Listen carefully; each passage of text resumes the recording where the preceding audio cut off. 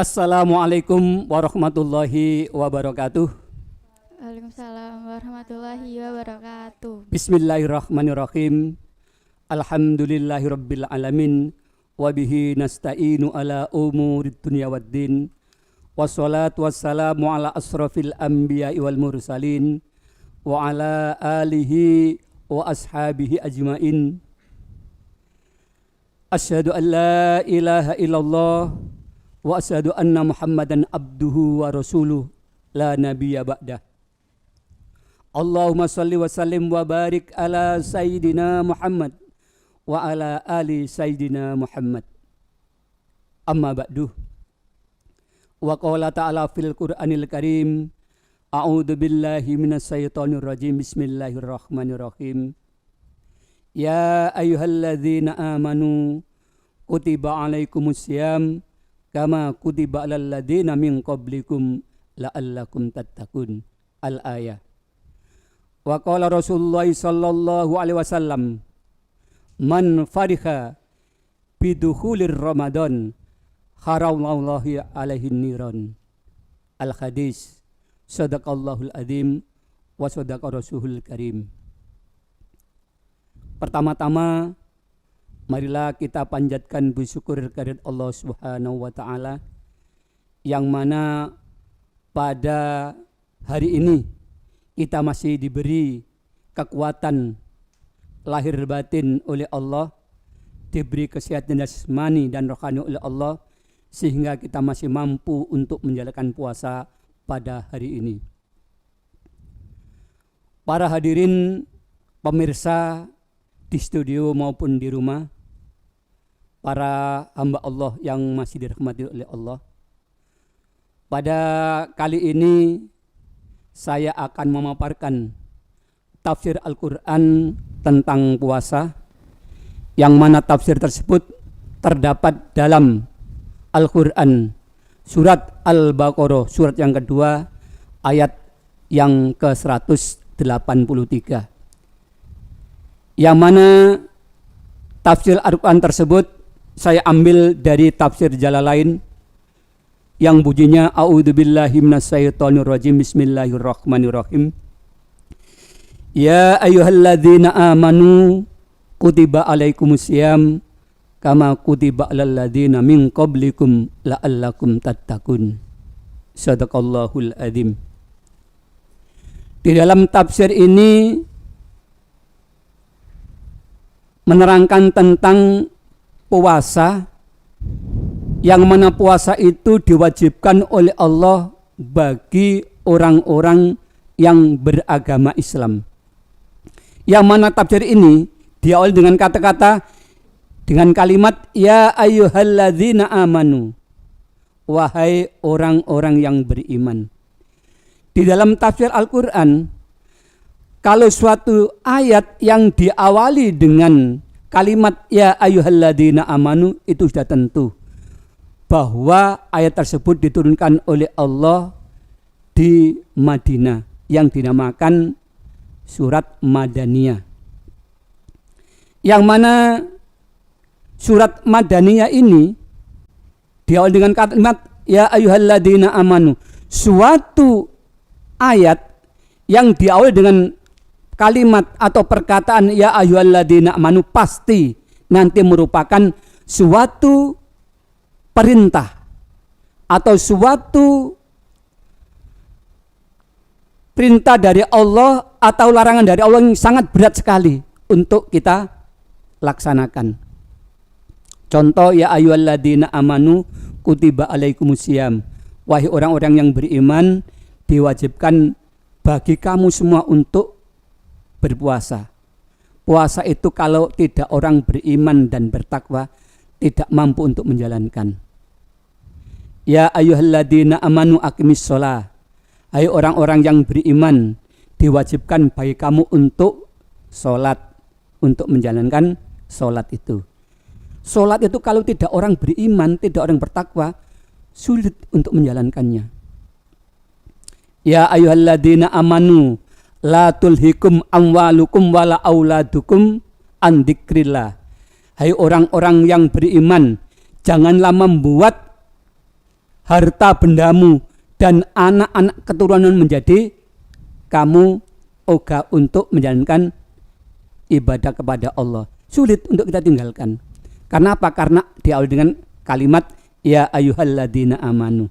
Dan kalimat tersebut pasti diturunkan di kota Madinah. Dinamakan ayat-ayat Madaniyah. Kalau kita tengok dari sejarahnya, ketika Nabi Muhammad sallallahu alaihi wasallam diangkat oleh Allah menjadi seorang rasul, Nabi Muhammad tersebut telah 2 kali menjadi seorang khalifah. Yang pertama di kota Mekah dan yang kedua di kota Madinah. Yang mana Nabi Muhammad menjadi seorang khalifah di kota Mekah itu lamanya 13 tahun. Jadi mulai dari awal dia menyebarluaskan agama Islam dengan semu-semu sampai terang-terang itu selama 13 tahun. Tapi biasanya diawali dengan kalimat ayat itu ya ayuhan nas, wahai manusia. Kenapa? Karena orang-orang masih belum beriman, masih minim imannya, makanya Allah memanggil ya ayuhan nas, hai manusia, wahai manusia. Masih belum ya ayyuhalladzina amanu.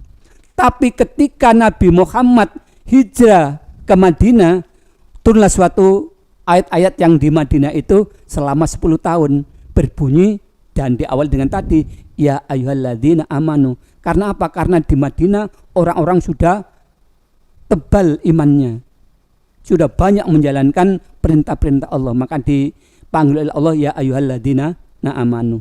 Tapi ya, ada tapinya. Kebanyakan awal dari kalimat itu merupakan perintah yang sangat sulit untuk kita jalankan kalau tidak orang yang beriman dan bertakwa. Itu ya. Ya ayyuhalladzina amanu. Makanya dari itu pemirsa yang ada di rumah dan yang ada di studio, hamba Allah yang dirahmati Allah, mudah-mudahan untuk kita puasa ini bisa diterima oleh Allah Subhanahu wa taala, dan kita niatkan puasa kita hanya untuk mengharap keridhaan Allah Subhanahu wa taala. Ya baik, saya lanjutkan. Ya ayyuhalladzina amanu, ya ayyuhawahai alladzina, orang-orang yang amanu beriman. Apa perintah selanjutnya? Kutiba alaikumusiyam. Kutiba itu diwajibkan, diperintahkan bagimu semuanya untuk berpuasa. Makanya orang berpuasa itu supaya puasanya itu diterima oleh Allah, ya harus tahu syarat rukunnya. Puasa itu supaya apa? Supaya puasa kita tidak sia-sia. Kalau kita puasa tidak tahu ilmunya, tidak tahu syarat rukunnya, maka akan menjadi sia-sia. Kadang-kadang ada orang bilang, kon poso kok nangis batal loh kon. Nah, itu kan tidak tahu ilmunya. Akhirnya puasa nangis membatalkan puasanya. Padahal dalam membatalkan puasa itu enggak ada orang nangis terus batal puasanya. Kan begitu. Kon poso aja mbujui, akhirnya orang puasa membohongi orang, akhirnya batal puasanya. Oh, aku mangan ae mari mbujui wong kok. Ah gitu. Tidak ada yang seperti itu. Jadi kalau kita puasa tidak tahu ilmunya, maka akan sia-sia puasa kita itu. Maka harus tahu ilmunya. Makanya di episode selanjutnya, di episode yang lalu mungkin sudah diterangkan oleh Ustadz yang lain, tapi di sini sudah Pak Edi catatkan dari tafsir lain yang ada di sini, yaitu yang mana di sini Pak Edi sudah menjelaskan bahwa orang-orang yang beriman itu diwajibkan kepada orang tersebut untuk menjalankan apa? Puasa, kan begitu kan ya? Untuk menjalankan puasa. Lah, puasa di sini yang kita laksanakan tadi sudah saya katakan harus tahu ilmunya. Harus tahu syarat rukunnya supaya apa? Supaya puasa kita tidak sia-sia. Makanya orang puasa itu datang pada suatu saat bulan Ramadan, senang saja Allah sudah mengharamkan baginya api neraka. Makanya Nabi Muhammad SAW bersabda, Bismillahirrahmanirrahim. Qala Rasulullah SAW, man fariha biduhulir Ramadan haramallahu jasadahu ala niran. Man farika, siapa yang senang, siapa yang bergembira, siapa yang happy ketika datang bulan suci Ramadan, apa kata Allah? Haramallahu jasadahu ala niran. Maka Allah akan mengharamkan jasadnya atas api neraka. Itu hanya senang saja, belum kita melaksanakan. Ya, kita senang, suka, gembira, happy ketika kita kedatangan bulan suci Ramadan, maka kita diharamkan Allah jasad kita api neraka. Makanya ketika datang bulan suci Ramadan, Abu Bakar ya mengatakan, ya Habibi, ya syamu Ramadan. Mengatakan ya Habibi itu apa? Wahai apa Habib itu? Habib, anta habibati. Habib itu apa ya? Pacar. Nah itu loh. Wahai pacarku. Nah itu. Jadi puasa itu dianggap pacarnya, dianggap sahabatnya. Selamat datang wahai pacarku di bulan ini. Senang dia ketawa. Makanya Abu Bakar ketika ditinggal bulan suci Ramadan menangis. Ya kan? Kenapa nangisnya? Jangan-jangan aku besok pada tahun yang akan datang sudah tidak ada lagi untuk menjalankan puasa. Makanya dia nangis. Kedatangan, ketawa, bahagia, senang, happy, ditinggalkan menangis, sedih, suntuk dia itu ya. Itu Abu Bakar ya. Abu Bakar dan Umar juga begitu sama. Kemudian Allah juga bilang kepada Nabi Muhammad melalui sabda Rasulullah juga begitu, man shoma ramadhana imanan wa ihtisaban ghufira lahu ma taqaddama bidzanbi.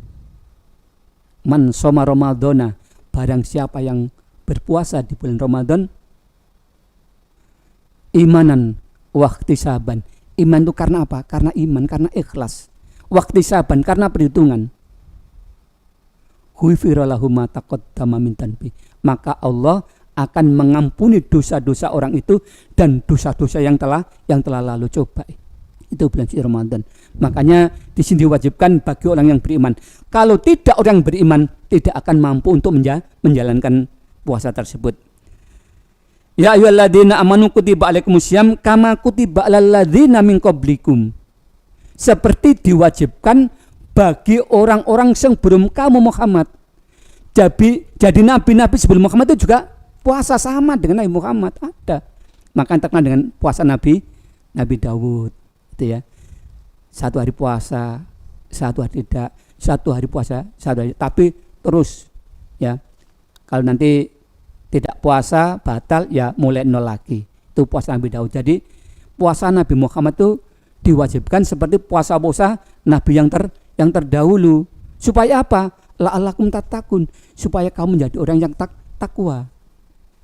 Takwa itu kan pengertiannya menjalankan segala apa yang diperintahkan oleh Allah dan menjauhi segala larangan Allah. Kan begitu, itu kan takwa. Kalau kita takwa tapi kadang-kadang kita tidak menjalankan perintah Allah, ya nol, bukan orang takwa. Makanya kadang-kadang puasanya juga bolong kan begitu. Enggak kuat kadang-kadang seperti itu kan ya. Itu menurut tafsir jalan yang ada di sini ya. Ya baik, untuk kali ini satu ayat ini sudah kita cut dulu. Barangkali ada pertanyaan dari hamba Allah yang ingin bertanya sebelum saya tuliskan juga, silakan. Saya mau tanya Ustadz. Oke. Kalau kita lagi memakai suntik atau infus pada bulan puasa, itu batal nggak ya puasanya kita? Ya. Para hadirin pemirsa di rumah dan studio yang berbahagia, ini ada pertanyaan infus dan suntik ya. Infus dan suntik. Pada dasarnya keduanya itu kan sama, memasukkan sesuatu ke dalam tubuh. Tapi kalau menurut ilmu kedokteran, ilmu medis berbeda. Kalau infus itu kan memasukkan suatu nutrisi ke dalam tubuh manusia.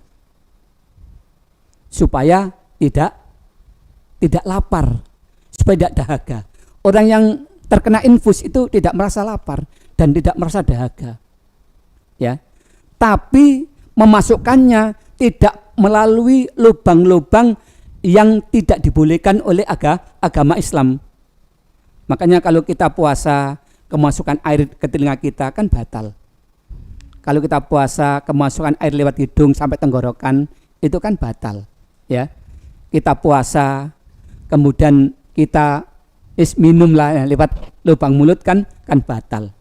Kalau kita puasa, kita masukkan, ya, mohon maaf, lubang lewat dubur, ya itu batal kan. Tapi kalau infus kan tidak. Infus itu kan memakai jarum suntik kan ya, maka jarum suntik ke dalam tubuh manusia. Tetapi lain dengan suntik. Tanfi infus itu betul tidak melalui lubang-lubang yang diharamkan, tidak diperbolehkan, yang akhirnya membuatkan puasa. Tapi ya infus itu bisa untuk membuat orang tidak merasa lapar karena masukkan nutrisi ke dalam tubuh. Nah itu loh. Makanya beberapa ulama berpendapat bahwa orang yang menjalani infus itu kalau berpuasa maka puasanya batal. Tapi sedikit yang tidak membatalkan. Ada juga sebagian kecil ulama tidak membatalkan puasa. Tapi kita flashback lagi ya. Kalau orang sakit itu kan mendapatkan rukso kan. Rukso itu kelonggaran. Ya. Rukso itu kelonggaran dari Allah. Kalau sakit kenapa sih harus puasa? Mending enggak puasa kan? Tapi mengganti dari yang lain.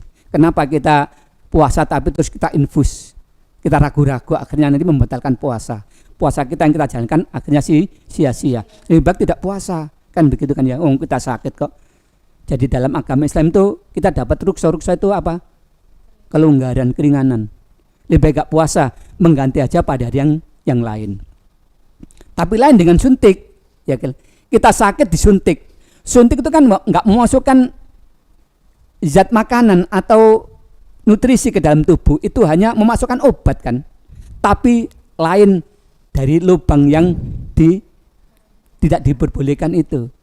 Makanya suntik itu semua ulama mengatakan orang yang sakit kemudian suntik tidak membatalkan puasa. Itu ya. Jadi lain infus dengan suntik itu. Nah itu lah. Jadi kan ada orang puasa tahu-tahu di siang hari badannya merasa pening, akhirnya ke dokter suntik. Tidak apa-apa. Kalau kuat meneruskan puasanya lebih baik. Tapi kalau nggak kuat, kita dapat ruksa, dapat kelonggaran, lebih baik kita berbuka. Kita mengganti di hari yang akan datang. Itulah. Kalau infus kan sudah kadang-kadang orang sudah nggak boleh makan apa-apa kan. Jadi hanya infus saja. Makanya infus itu kalau menurut saya juga kebanyakan ulama lebih baik tidak puasa. Itu ya, kan kita ada kelonggaran. Itu yang bisa saya jawab. Mungkin ada pertanyaan lain? Saya Pak Ustadz. Ya. Saya mau bertanya. Ya. Bulan suci Ramadan kan bulan yang suci, bulan yang mulia dan penuh berkah. Kalau misalkan meninggal di bulan suci Ramadan, apakah kita mendapatkan surganya Allah? Ya baik. Betul apa yang sampean katakan. Bulan suci Ramadan itu karena puasa kan ada 3. Awaluhu rahmatun wa ausatuhu maghfiratun wa akhiruhu ifkun minan nar. Puasa kan. Jadi puasa itu awalnya itu rahmatun, rahmat. Jadi barokah. Makanya orang berpuasa itu pahalanya akan dilipat gandakan. Ya. Umpamanya kita berpuasa kemudian sholat wajib, sholat zuhur kalau sendirian berapa? 1. Kalau berjamaah 27. Tapi kalau pada waktu bulan suci Ramadan dilipat gandakan oleh Allah. Menurut Al-Qurtubi itu dilipat ganda menjadi 10. Jadi kalau kan sholat zuhur di waktu bulan puasa, pahala kalian menjadi 270 derajat. Coba itu. Ya hebatnya bulan suci Ramadan itu. Tapi pernahkah kalian mendengar orang mati karena puasa? Kan nggak pernah. Oh, waktul mati karena puasa, nggak pernah kan ya? Tapi ini ada. Jadi orang puasa kemudian kecelakaan atau tahu-tahu mati di bulan suci Ramadan ketika dia menjalankan puasa. Apakah dia masuk surga? Wis otomatis itu ya. Kalau dari beberapa hadis yang ada itu, orang tersebut pasti dimasukkan ke surganya Allah. Asalkan satu, puasanya imanan wahtisaban. Puasanya karena iman, puasanya karena perhitungan, karena mengharap keridhaan oleh Allah. Kan ada orang puasa, tapi hanya luarnya saja, tapi dalamnya dia riya. Aku puasa rek, engko lek disenengi Ustaz Iko. Aku puasa rek, engko lek tonggoku role aku poso, ya. Kadang poso idatu kon poso yo aku poso, padahal oma yo mangan sak piring. Ya kan? Jadi puasa itu makanya Allah berfirman ya. As-saumuli, puasa itu milikku. Jadi puasa itu milikku. Tidak ada orang yang tahu kecuali aku, katanya Allah begitu. Ya.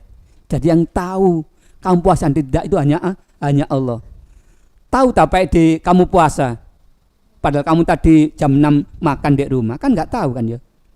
Tahu tak kamu puasa, kamu tadi makan permen di belakang, ya, kan nggak tahu. Makanya puasa itu hanya milik Allah saja. Yang mengetahui hanya Allah saja. Yang menilai juga cuma Allah saja.